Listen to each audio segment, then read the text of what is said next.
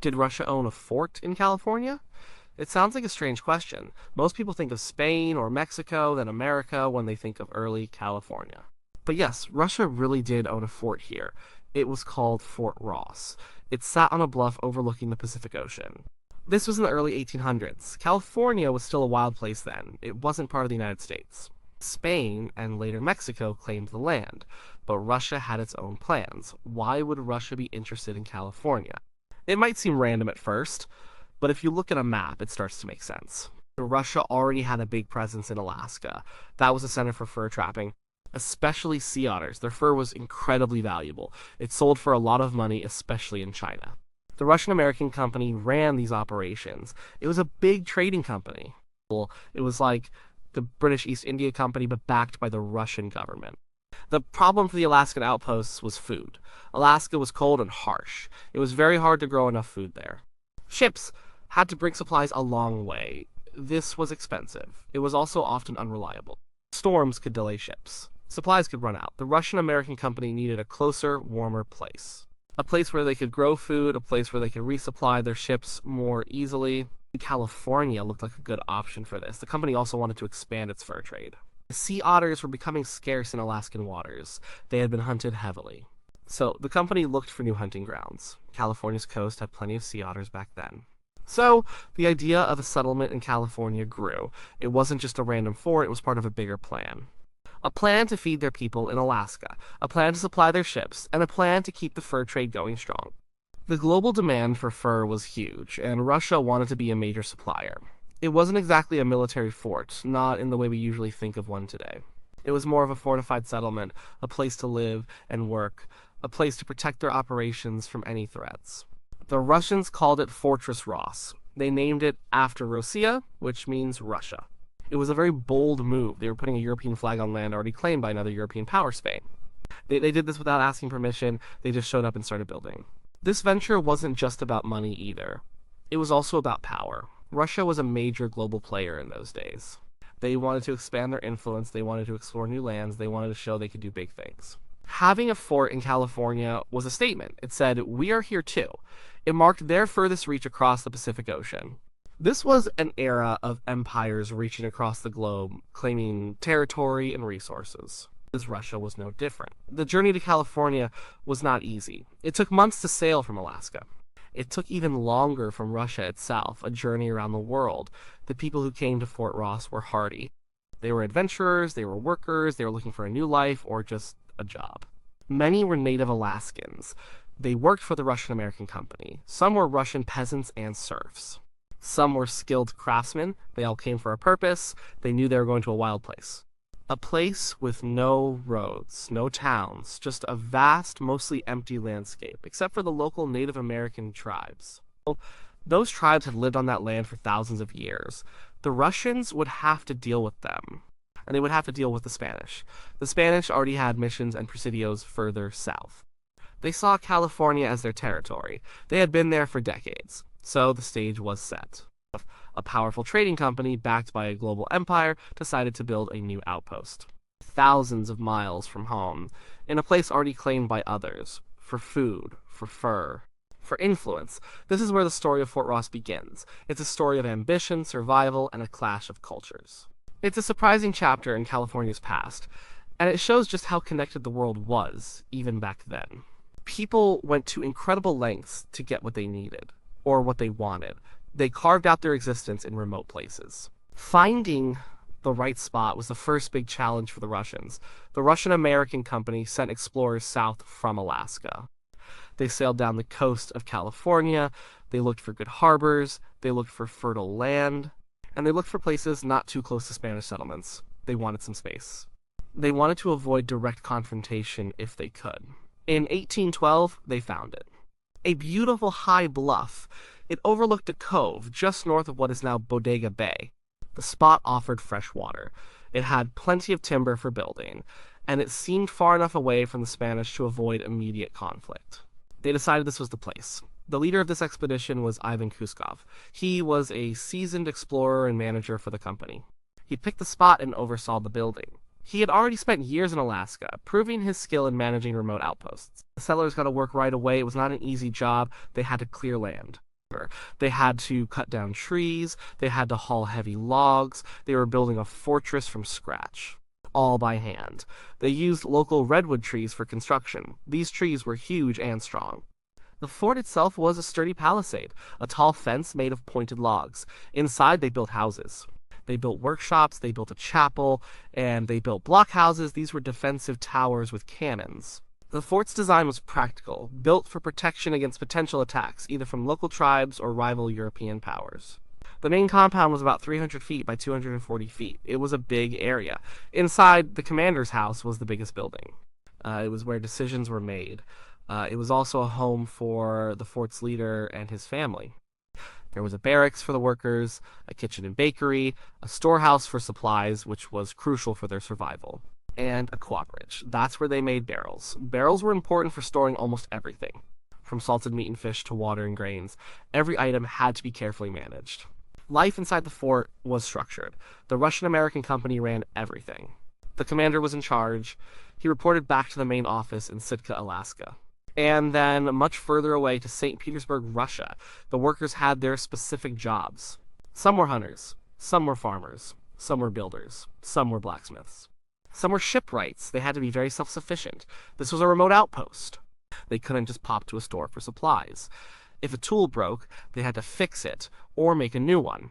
The population of Fort Ross was always pretty small. It usually had around 25 to 50 Russians at any given time. Then there were many more Native Alaskans. They were often referred to as Aleuts or Kodiaks. They were highly skilled sea otter hunters. They were a crucial part of the company's operations.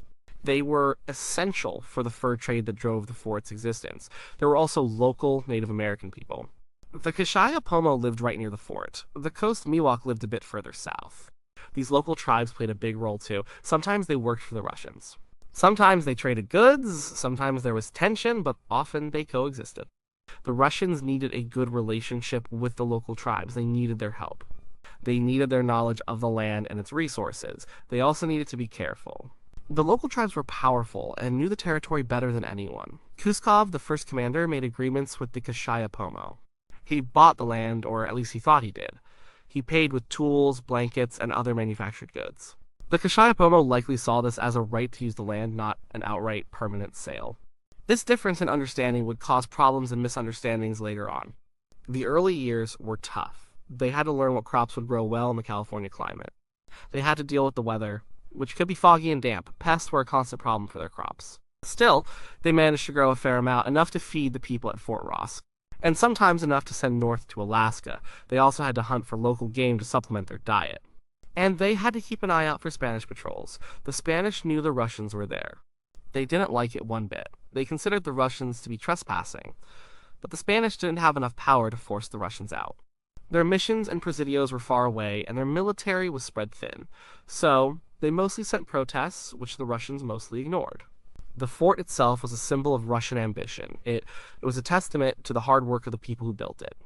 They cut down trees, they hauled stones, they forged metal, they put up walls, they did it all without modern machinery.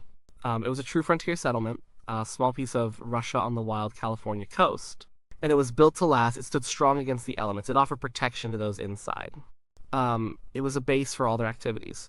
The next step was to make it productive, to make it pay for itself and contribute to the Russian-American company's goals.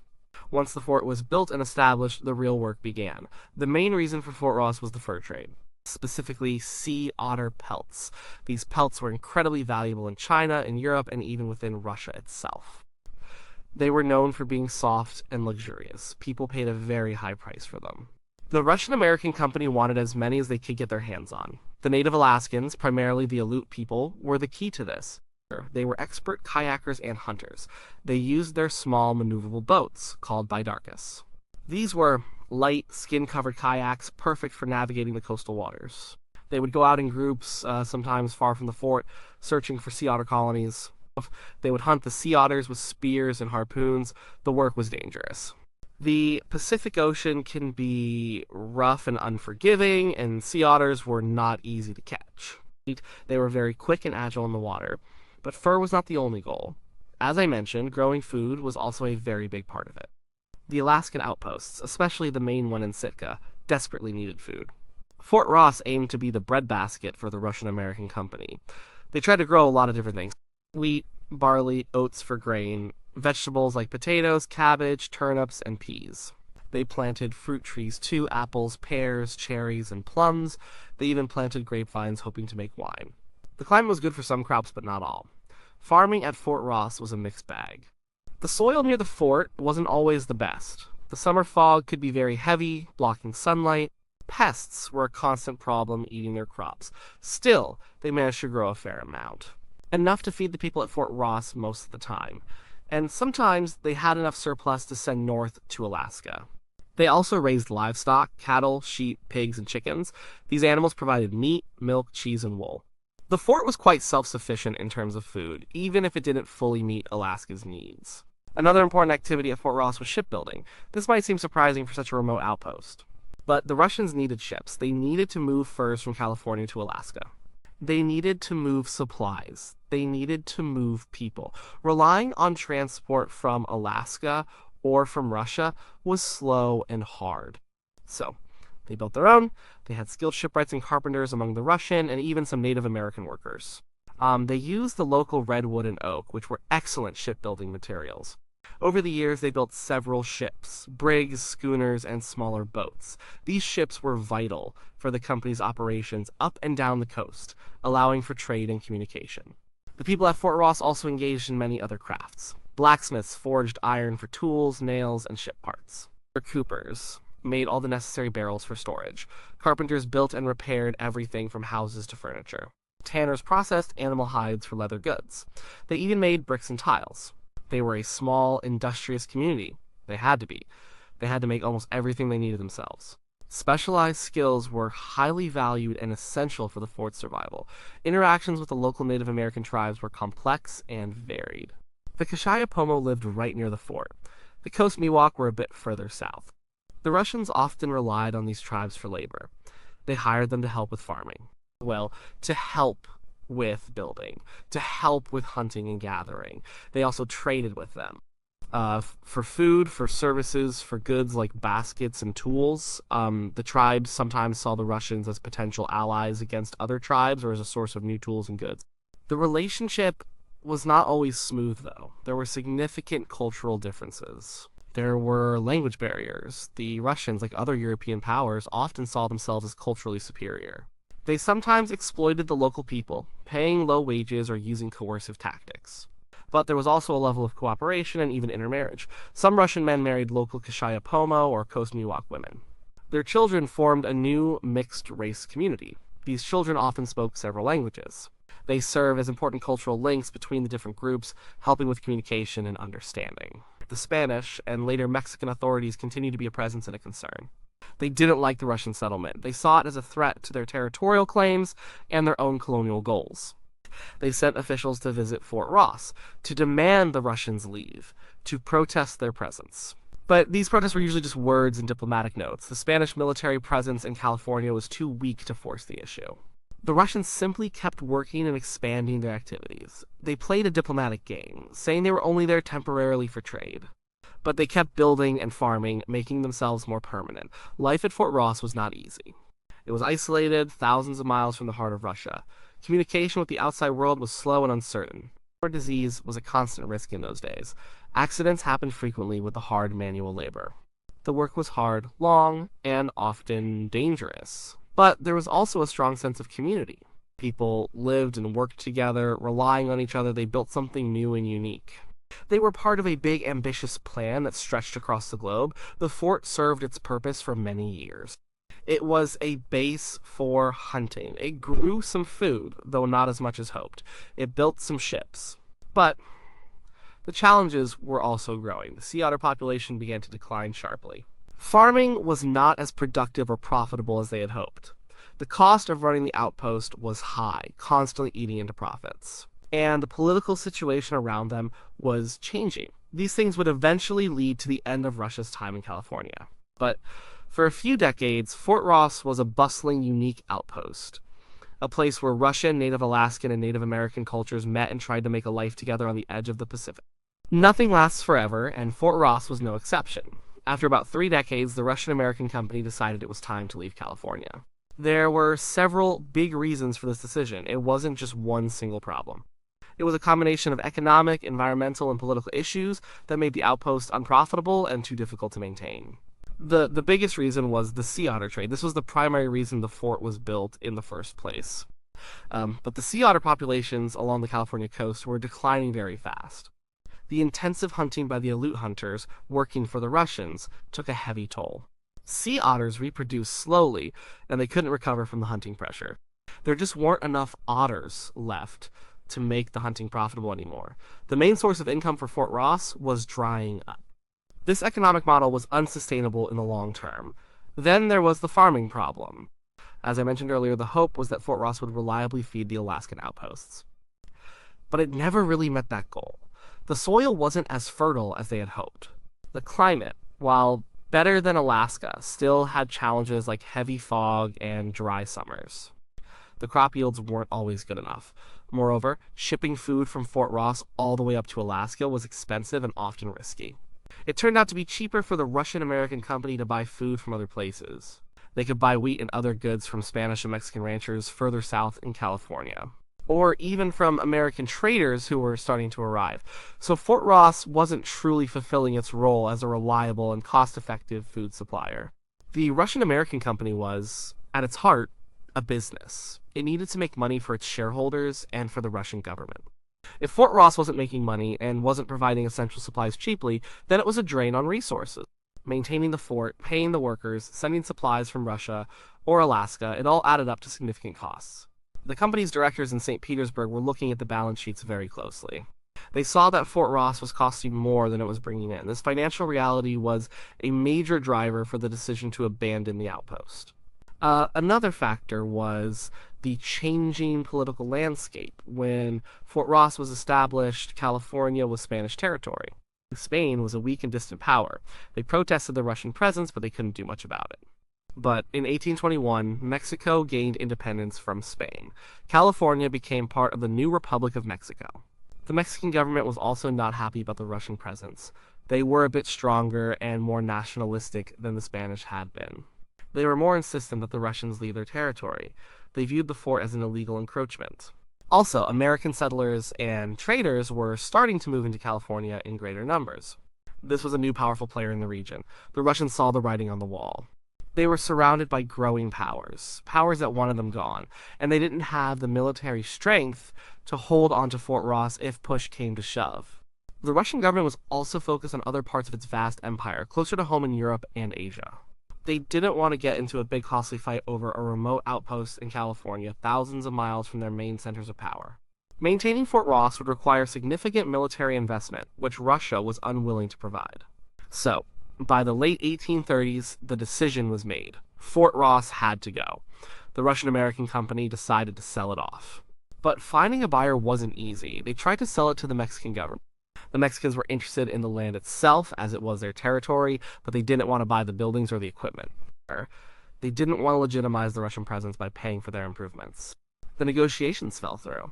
Then came John Sutter.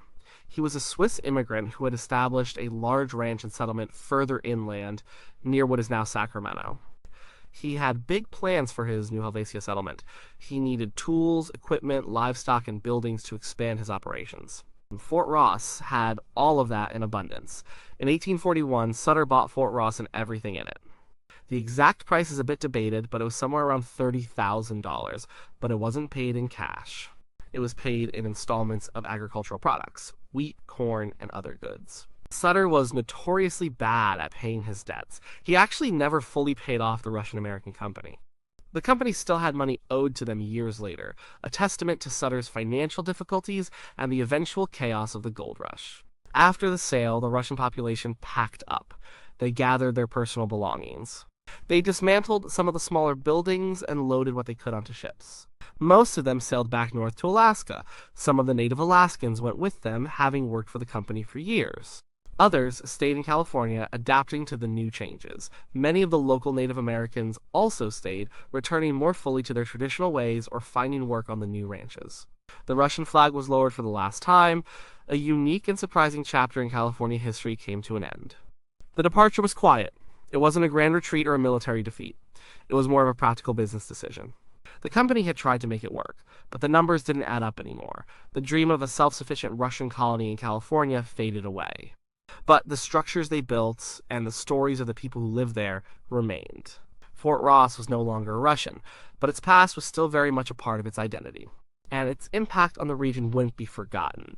It left behind an empty fort and a rich, complex history. After Russia sold Fort Ross to John Sutter in 1841, the place changed hands a few times. Sutter, as I mentioned, stripped the fort of most of its valuable movable assets.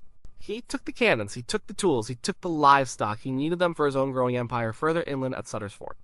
He left the main buildings, but without the people in constant upkeep, the fort began to decline. Sutter himself didn't keep the land for long.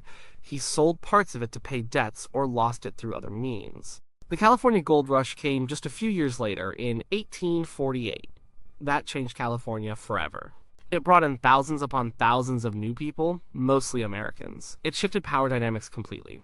The old days of Spanish, Mexican, and Russian claims faded fast. California became a U.S. state in 1850. Fort Ross was now part of America, a forgotten outpost from a different time. Over the years, the land around Fort Ross became a working ranch. Private owners lived in some of the old Russian buildings, like the commander's house. They farmed the land and raised cattle. The fort itself slowly started to fall apart. The wooden palisade rotted. Some buildings collapsed entirely. The chapel lost its roof and its bell tower. It was almost lost to time, slowly reclaimed by nature and neglect, but people didn't completely forget it. Historians and preservationists recognize its importance. It was a truly unique piece of history. A Russian outpost in a place that became American. In the early 20th century, efforts began to save Fort Ross. The California State Park System acquired the site in 1906. That was a big step, ensuring the site's future preservation. Since then, a lot of dedicated work has gone into restoring Fort Ross. Archaeologists have dug up artifacts, uncovering tools, pottery, and personal items that tell us about daily life. Historians have studied old documents from Russian and Spanish archives. Skilled craftsmen have carefully rebuilt parts of the fort. They used traditional methods and local materials, trying to make it look as much like it did during the Russian era as possible. The chapel, the commander's house, the blockhouses, and parts of the stockade have all been carefully restored or reconstructed to give visitors an accurate picture. Today, Fort Ross is a California State Historic Park. It's open to the public, a popular destination. You can visit it, you can walk through the gates of the stockade, you can stand where Russian commanders once stood looking out at the Pacific. You can imagine the ships sailing in from Alaska, you can picture the farmers working in the fields, and the hunters returning with their catches from the ocean. It's a very peaceful and beautiful place, but also full of history. What does Fort Ross tell us now? It tells us a lot. First, it reminds us how connected the world was, even 2 centuries ago. People traveled vast distances for resources, for trade, for ambition. Russia, a major European power, reached across Siberia, across the Bering Sea, down the Pacific coast of North America. That's an incredible journey, and an amazing feat of exploration and logistics for the time. It also highlights the complex history of California. Before it was American, it was a meeting point for many different cultures. Native American tribes like the Kashaya-Pomo and Coast Miwok lived there for thousands of years. Spanish missionaries and soldiers tried to colonize it. Mexican rancheros and officials governed it. And Russian traders and settlers established an outpost there. These groups interacted in all sorts of ways. Sometimes peacefully through trade and marriage. Sometimes with conflict and tension. Sometimes they simply tolerated each other. Fort Ross is a physical reminder of that rich, multi-layered mix. It shows how different peoples lived, worked, and sometimes clashed on this land. The fort also teaches us about the environment and human impact. The sea otter story is a clear example of overexploitation. Humans can quickly deplete natural resources if they don't manage them well. The near extinction of the sea otter spurred early conservation efforts, though much later, and serves as a powerful lesson today. The problems the Russians had with farming also show the limits of the land and the challenges of trying to force agriculture in unsuitable conditions. It reminds us that nature has its own rules. Finally, Fort Ross is a place for contemplation. It's a quiet, scenic spot on a beautiful, rugged coast. It makes you think about the lives of the people who were there. The Russians who dreamed of a new colony, the Native Alaskans who braved the seas in their bidarkas, the Kashaya-Pomo who watched their ancestral lands change around them.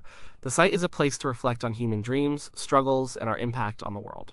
It reminds us of the bravery and hardship of frontier life. So, yes, Russia did own a fort in California for a relatively short time, but that fort, Fort Ross, left a lasting mark. It's more than just old buildings. It's a story of adventure, trade, cultural exchange, and the changing face of California. It's a reminder that history is often much stranger and more interesting than we first imagine. It shows us that big empires can have small, surprising outposts, and that even those small outposts can hold big lessons for us today. The fort still stands there, a testament to a time when the world was a very different place. But also, in some ways, very much the same in terms of human ambition and struggle.